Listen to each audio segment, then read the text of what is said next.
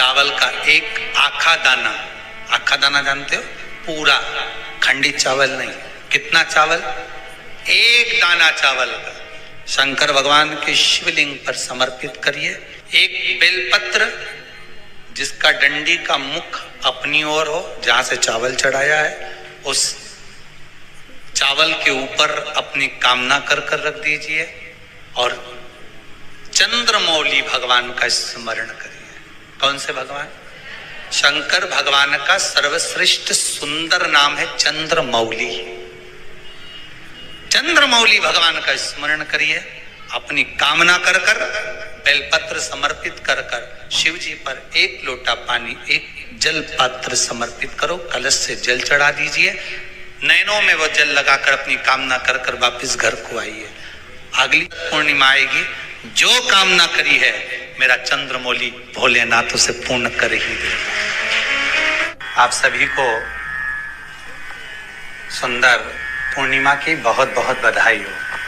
बाबा विश्वनाथ की कृपा आप पर सदा बनी रहे। आ गया पूर्णिमा की रात्रि, बड़े से बड़ी बीमारियां, बड़े से बड़े रोग, बड़े से बड़े बड़े कष्ट इस पूर्णिमा की रात्रि को छूट जाते हैं। दमे की बीमारी, श्वास की बीमारी, अनिद्रा की बीमारी, रात्रि को जगना, ये सारी बीमारियां पूर्णिमा की रात्रि को अगर व्यक्ति अपने जीवन को सुखमय बनाए, अपने जीवन को आनंदमय बनाए तो सब छूट सकता। पूर्णिमा की रात्रि को पीपल के पत्ते 5 लेकर उसके ऊपर खीर डालकर रात्रि को खा लेने से महाराज दमे की बीमारी, श्वास की बीमारी रुक जाती है। वो बीमारी बढ़ती नहीं है, उससे कष्ट नहीं होता। जिन बच्चों के नेत्र कमजोर होते हैं, रोशनी कमजोर होती है, पूर्णिमा के दिन रात्रि को 12 बजे भगवान चंद्रदेव का दर्शन कराइए। 5 से 7 मिनट तक नयन मिलाए चंद्रदेव के साथ और बाद में एक पीपल के पत्ते पर खीर जो चंद्र के नीचे रखी हुई है उसी खीर को चटा दीजिए। फिर चंद्र का दर्शन कराओ, फिर खीर को चटा दीजिए। महाराज नयन की ज्योति बढ़ती है, नींद नहीं आती तो निंद्रा देवी प्रवेश करती है, निंद्रा अच्छी आती है, आनंदित होता है।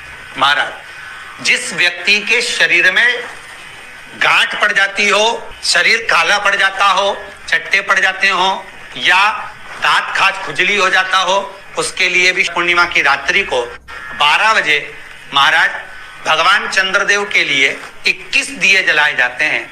उस 21 दिए की कालोच एक थाली में इकट्ठी करी जाती है। कालोच को इकट्ठी कर कर शरीर में गाय के घी के साथ में जहां जहां जगह पर चट्टे हैं, गांठ है, वहां लगाया जाता है। उसको 5 या 7 दिन लगाइए। उसके बाद में रोज प्रतिदिन लगाने के आधे घंटे बाद स्नान कर लीजिए, आराम लगना प्रारंभ हो जाता है। आज पूर्णिमा की रात्रि से लेकर कार्तिक पूर्णिमा की रात्रि के बीच में जो दामोदर भगवान का, कृष्ण का, शिव का मंगल आनंद करेगा, अभिषेक करेगा, पूजन करेगा, स्मरण करेगा, उसके सारे दुख दरिद्र दूर हो जाएंगे। रात्रि को आप बड़े प्रेम से खीर बनाओ, चंद्रदेव की साक्षी में रखो, भोग लगाओ भगवान श्री हरि को। बन सके अगर लक्ष्मी की कमी है, लक्ष्मी नहीं आ रही है, व्यापार नहीं चल रहा है, तकलीफ बहुत ज्यादा है, घर में कष्ट है, कर्जा ज्यादा है, तो एक तांबे के कलश के ऊपर, तांबे के कलश में पानी भरना, कटोरी रखना, उस पे लक्ष्मी जी की मूर्ति रखना। लक्ष्मी जी की मूर्ति नहीं हो तो चांदी का सिक्का रखना। उसके सम्मुख में आप 31 दीपक घी के लंबी बाती के जला देना। महाराज एक एक कमल गट्टा उस 31 दिए के अंदर डाल देना और लक्ष्मी जी का पूजन करना, लक्ष्मी जी का स्मरण करना, खीर का भोग लगाना, पान के पत्ते पर खीर रखना, 5 पत्ते पर खीर का भोग लगाना और माता लक्ष्मी से विनती करना। सुबेरे 4 बजे तक वो रखे रहने देना, सुबह 4 बजे वो उठाना, लक्ष्मी को वापिस तिजोरी में या सिक्का हो तो उसको अलमारी में रख देना। जो खीर बनी है वो प्रसाद के रूप में सुबह 8 बजे, 10 बजे, 9 बजे जब खाना हो प्रेम से पाना। माता जो दिए लगाए हैं वो ठंडे हो गए होंगे, उनको रखे रहने देना, बाद में काम आते रहेंगे, या दिए विसर्जन करना हो तो आपकी मर्जी है। पर वो मिट्टी के दिए लगेंगे, आटे के दिए नहीं लगेंगे, मिट्टी के दीप लगाना है आपको। 31 घी के दिए लगाना है। लक्ष्मी जी का पूजन करो, कंकु, चावल, हल्दी, मोली से सब तरह से। पूर्णिमा की रात्रि को सुख मिलेगा, आनंद मिलेगा, लक्ष्मी की वृद्धि होगी, कार्य सिद्धि होगी। दूसरा क्रम, पूर्णिमा के दिन आप शाम को प्रदोष काल के समय 4:30 बजे से 6 बजे के बीच में 1 लोटा पानी, उसमें 5 बेलपत्र रखकर, 1 कमलगट्टा डालकर भगवान चंद्रेश्वर महादेव के नाम से भगवान शंकर को चढ़ा दीजिए। आपकी जो कामना हो वो कामना कर चढ़ाएं, विनती करें चंद्रेश्वर महादेव को और निवेदन करें कि हमारा ये कार्य सफल हो। केवल पूर्णिमा के दिन चढ़ाइए, कार्तिक पूर्णिमा तक क्या फल मिलता है हमको जरूर बताइए। भी पूर्णिमा की रात्रि को और कार्तिक पूर्णिमा की रात्रि को गर्भवती नारी अपनी नाभि पर यदि चंद्र की दृष्टि पड़वा लेती है तो बच्चा विकलांग पैदा नहीं होता है।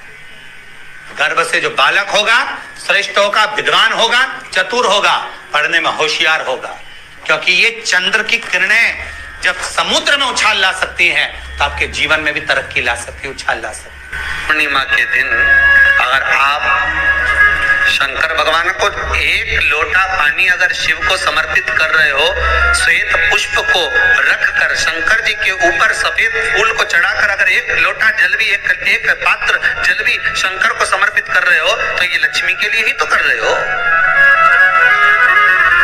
और कौन सी लक्ष्मी? पूर्ण लक्ष्मी। पूर्ण लक्ष्मी पार्वती के यहाँ जब पहुंची, माता पार्वती जी ने लक्ष्मी जी को देखा और सरस्वती को देखा तो पूछा कि बात क्या है, क्या हो गया ऐसा, क्या हुआ, क्या है ऐसा जो तुम दोनों आज मेरे पास में आई, क्या हुआ? पार्वती जी कुछ बोलती, शिव जी का ध्यान माता सरस्वती की ओर और लक्ष्मी की ओर गया और भगवान शंकर जान गए कि आज भगवान नारायण ने लक्ष्मी जी को अपूर्ण कहा है। अब देखिए माता पार्वती क्या कर सकती है, इसको पूर्ण बनाने के लिए करेगी क्या? क्या हुआ? माता सरस्वती जी बोली लक्ष्मी को अपूर्ण कर दिया। अपूर्ण कर दिया? हाँ, तो क्या सोचना उसके लिए, इसको मैं अभी पूर्ण बना देती। माता जगत जननी पार्वती ने गोदी में विराजमान गणेश जी को उठाया और उठाकर लक्ष्मी जी की गोद में दे दिया। ले लक्ष्मी, आज से तू पूर्ण हो गई। आप में से कितने लोग हैं जो पूर्णिमा का व्रत करते हैं? जो माताएं करती हो जरा हाथ उठाइए। पूर्णिमा का व्रत जो करते हो ना आप लोग, रखिए हाथ। अब पूर्णिमा के व्रत में आपने कई बार किताब पढ़ी होगी पूर्णिमा की, या आपने व्रत किया होगा, या पूर्णिमा का व्रत आप धारण करे होगे, तो उसमें पूजन कौन से भगवान की होती है? पूर्णिमा के व्रत में किस भगवान की पूजन होती है? तो कहा पूर्णिमा के व्रत में केले के खंभ लगाकर पूर्णिमा का जो अध्यापन होता है, पूर्णिमा की जो पूजन होती है, उस पूजन में शंकर और पार्वती की पूजन की जाती है। शिव और नारायण की पूजन करी जाती है, शंकर और पार्वती का स्मरण किया जाता है। किसकी पूजन होती है? शिव पार्वती।